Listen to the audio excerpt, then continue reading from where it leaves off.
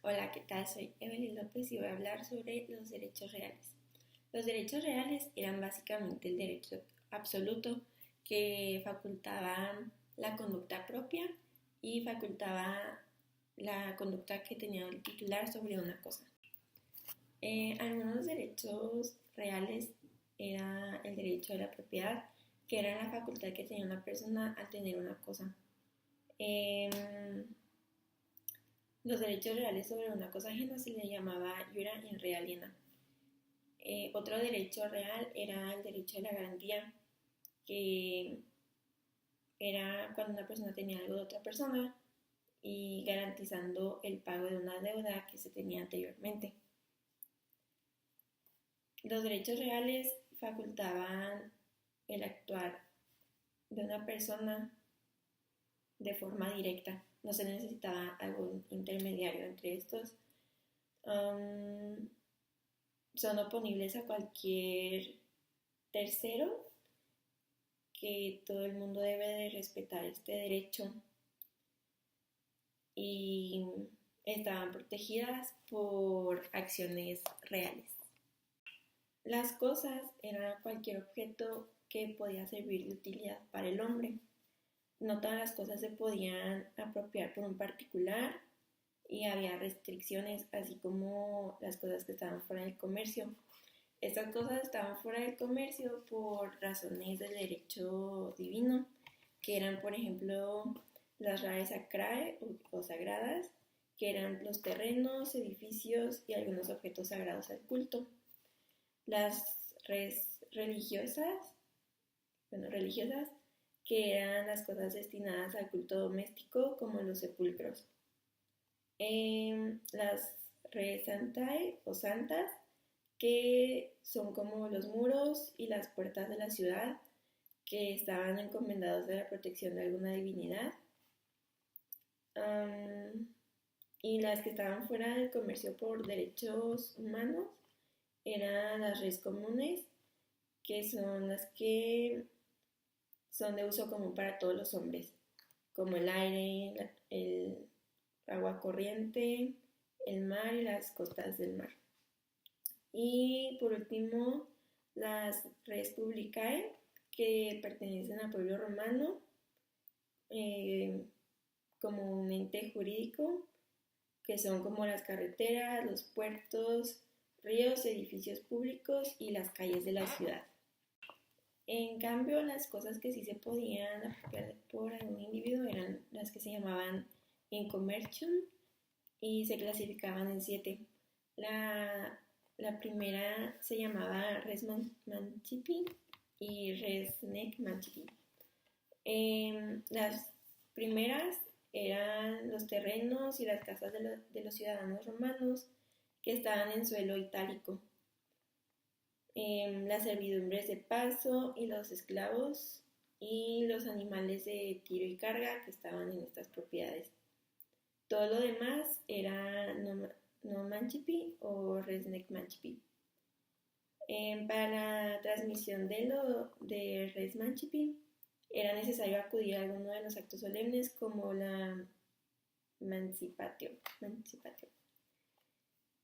Esta clasificación era de la época más antigua de Roma y era cuando se daba una gran diferencia entre los ciudadanos y los peregrinos.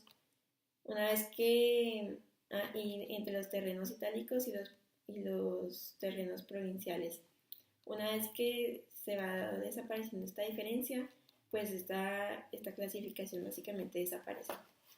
La segunda eran las cosas inmuebles y las cosas inmuebles y las cosas muebles, que era para como sustituir la clasificación anterior, y los bienes inmuebles eran los más importantes, los cuales estaban los terrenos y los edificios, y los muebles eran pues todos los demás bienes.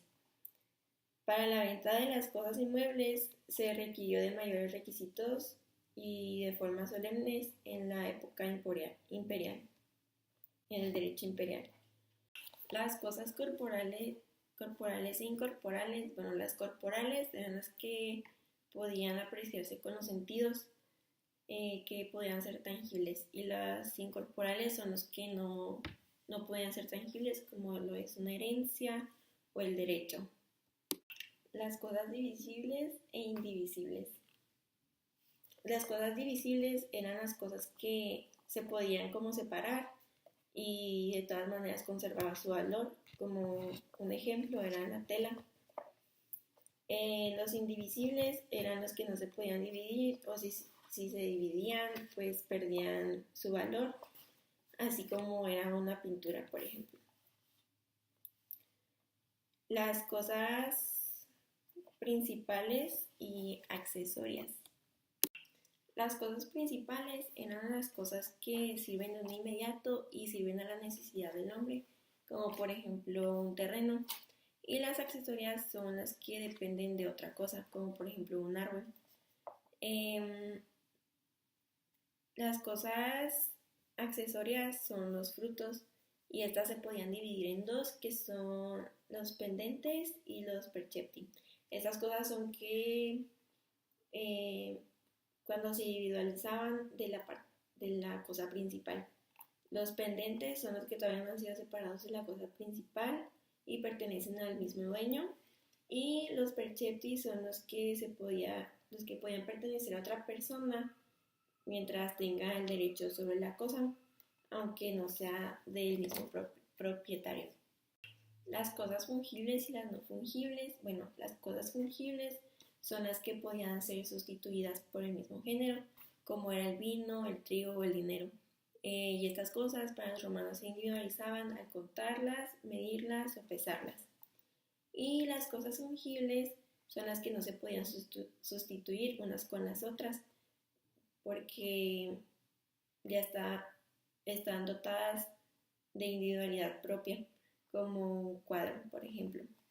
Y las cosas consumibles y no consumibles. Las consumibles son las que se acaban con el primer uso, como por ejemplo los comestibles, y las no consumibles son las que se pueden usar repetidamente, como los muebles de una casa o la casa misma.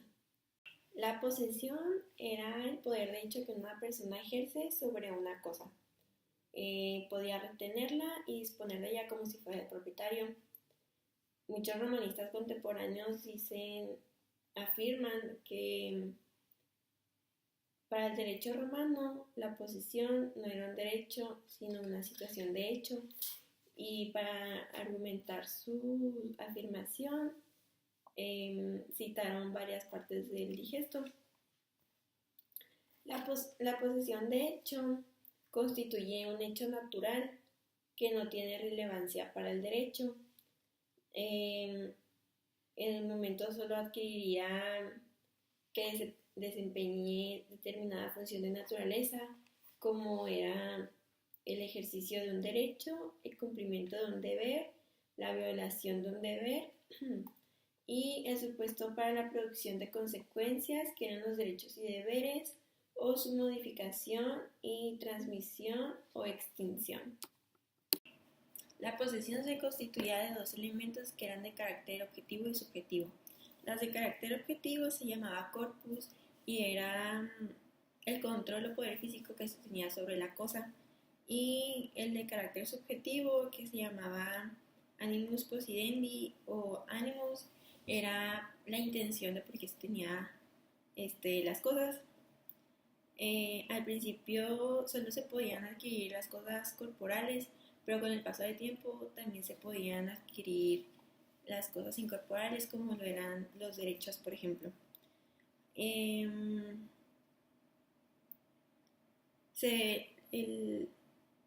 corpus se podía adquirir por medio de una persona, como de un hijo o un esclavo.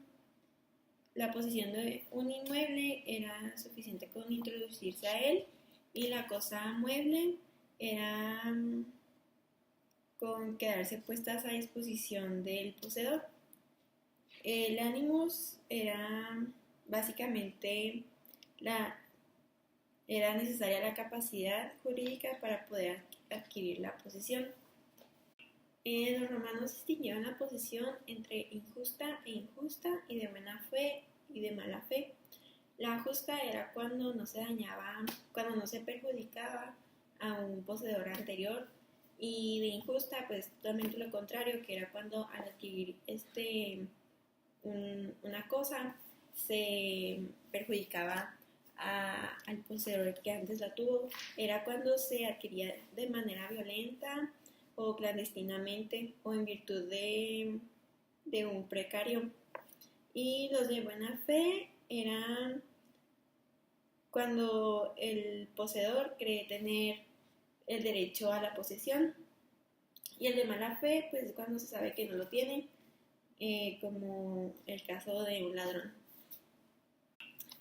El poseedor de buena fe pues con el paso del tiempo puede hacerse propietario por usucapión, y puede, y mientras se hace cargo de todos los frutos, pues cuando llega el propietario le tiene que pagar, pero mientras, hasta que el propietario le termine de pagar, el poseedor puede retener los frutos hasta que se les sean pagados. Y el de mala fe, nunca puede llegar a ser propietario, y mientras él se haya hecho cargo de todos los frutos, solo se le va a devolver los gastos que haya hecho.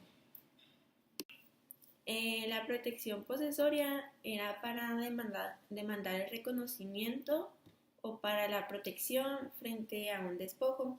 Existían dos tipos. La primera era para ejercer ante la amenaza de despojo, que servía para retener la posesión. Y el segundo se utilizaba para cuando ya se había despojado el objeto, y era como para la restitución, servía para recuperar la posesión. El primero que mencioné se llamaba interdicta retinendae posesiones, y pues como ya mencioné era para la retención de los objetos. Tenía dos clasificaciones: el interdicto uti possidetis, que era para la retención de los bienes inmuebles, y el interdicto uturbi, que era para la retención de los objetos muebles. Era cuando se daba contra la disposición que había sido de forma viciosa o maliciosa, que era pues cuando no se tenían buenas intenciones para quitar el bien. Y pues todas estas tres formas eran de formas de restituir los bienes, que eran los que tenía cualquier poseedor, y cualquier poseedor podía tener el uso de estas para que se le devolvieran los bienes. Y bueno, eso fue todo. Gracias, y toda la información fue sacada del libro que usamos en clase de Derecho Romano por Marta Morineo y Duarte y Román Iglesias González. Gracias.